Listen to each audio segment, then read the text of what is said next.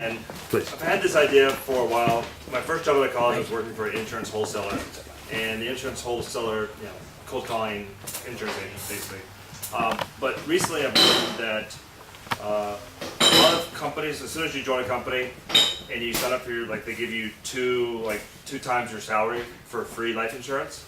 Well, as soon as you leave that company, they still maintain that policy until you die, and then they get a cash out. So, because they have your social and your date of birth. So this is a very common practice in any corporate insurance world. So I wanted to either exploit that. So most consumers, most people, workers don't know this. And so it'd be neat to create some sort of model where you could basically blackmail the companies to either share the wealth or the policy with individuals who previously worked there, or if you could set up a fund that basically just put insurance policies out on everybody, and you basically allowed any individual to say spend $5,000 a year, and you can put insurance policies on people around you who you think are most likely to die. So the second part, you're going to get legislated on, and should have been legislated in credit default swaps. Otherwise, we wouldn't be in the economy we have now. It's morally wrong. True point. Yes, it is morally wrong. So that should not be allowed. Yes. I'm sorry. No, it shouldn't be. But it is. But the first idea, I think, can you go back through how? So as soon as you sign, they keep that policy, because I wouldn't wear that. It's because any new employee, like I work for a small startup, that they give us 2 times salary, base salary, that is company sponsored.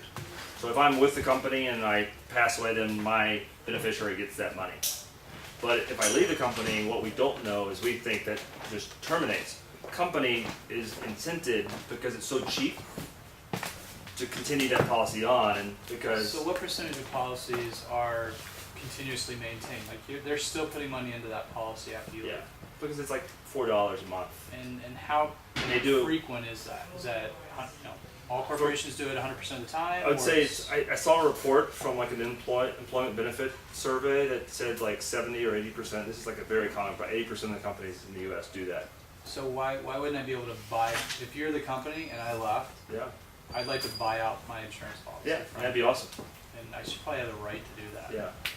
I think that's his idea. Yeah, that's what I'm saying. I wanted to exploit this, So there's no legal requirement for them to continue paying into the insurance, or they only do it because it's so small an amount that's like an accounting because error? you don't need a health physical to actually get these, because they're so low. They're under a $200,000 or $250,000 cap. So it's just insurance premiums that are just left on the books because it's such a low amount. Yes. So if it's such a low amount, then where's the business model for you to be able to? Hold on. Also, why they're would probably the company care about $4 a month. Right? They're probably taking that money as off. They're deducting it before they pay taxes anyway, so it's pre-tax money. Yeah. So they're essentially saying, let's write that amount off of our earnings, and we're going to get the lump sum on the back end whenever it is your demise happens. Yes. But your current existing leverage is the exact same. You have a paradox there because they're leaving it on the books because it's only $4 a month. So you only have $4 a month worth of leverage over them at the current time. Yeah. I mean, it's not a huge market to exploit them, but it could be if we turn the tables to, make say, a class action or whatever. Exactly. Make this aware as a consumer issue, or I can just start go into the open market myself and allow you to buy insurance on the rest of the crowd, especially after people. If Trevor's a party animal and likes to drink and drive. Then you would say, sure, I'd love to do it. This is on film. But you don't. He's right. Even if there's not a law against that now, it would be a year or two before someone made one. Too much incentive. Because you're incentivizing someone to kill you. Exactly.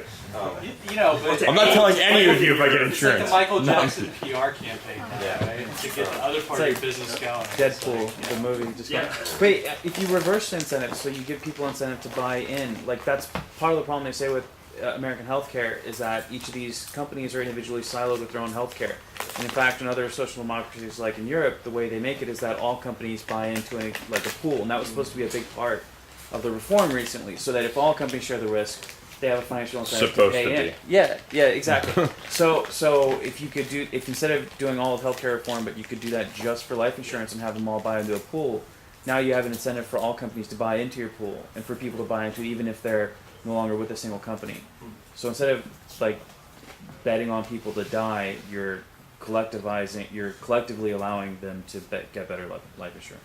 It's also Does that make thinking sense? selling it to consumers, the access to consumers. So if he didn't know about it, well, type in all the companies you work for, and I can tell you if you have policies out, and then what you need to do to get those back, or to like, can you get the same coverage at the same rate type thing. And if each of them buy into a pool, then you can make their existing life insurance cheaper. Exactly. Well, also, Yeah. like, this Insurance is has kind of to an be interesting going to point some- because it's like to his point about the credit default True. swaps, where you're dealing with all these kind of like off-balance sheet transactions where they're not accounted for.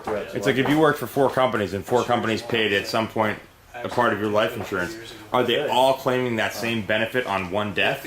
Where it's Yeah, like because 4 it's policies? 4 different policies. Exactly. It's like, I mean, it's really, it's a little bit different, but it has similarities to the whole issue of like 4 different, default swap insurance policies are looking at the same asset not being, or the same sort of potential for somebody not being able to pay on an asset class. There's just And- one piece of collateral. Exactly. One piece of collateral for 4 contracts. Yeah. True.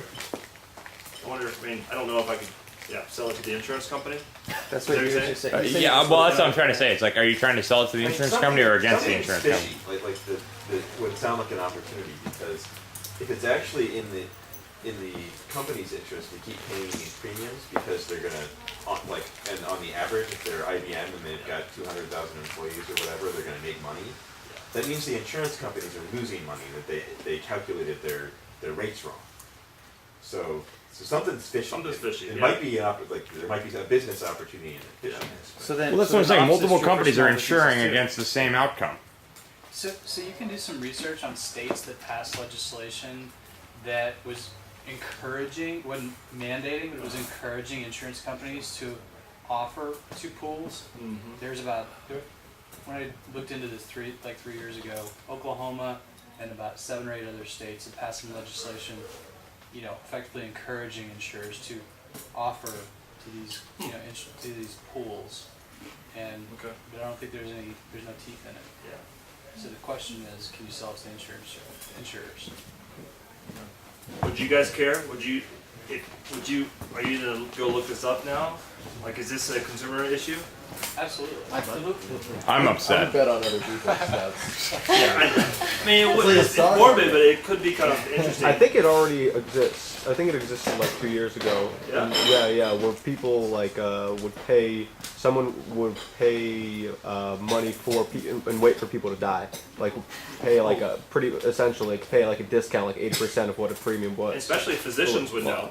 Is this kind of like, you know how you can like, well, you know how you can, I mean, this is almost, this is going to be a ridiculous example, but this is almost like fantasy football for if somebody's going to die. It is kind of like that. Like, you're betting on the outcome, theoretically, or you're at least tracking the outcome of a whole other individual that you have no... But what you need is a social and a date of birth. Right. So, if you don't And rather have than that- them scoring touchdowns or having tackles, you're betting on whether they're going to, meet their end or not. Yeah. This is a morbid idea. It is very morbid, that's what I said. So Well, and that's the whole Deadpool betting concept, right? Yeah. Right. And I'm pretty sure people have attempted to commercialize that and gotten a lot of opprobrium for it. Yeah. But I don't think it's in commercial interest now. So, thank you for the feedback. Awesome. Thank you. Well, you're the second person that ended early. We got, geez.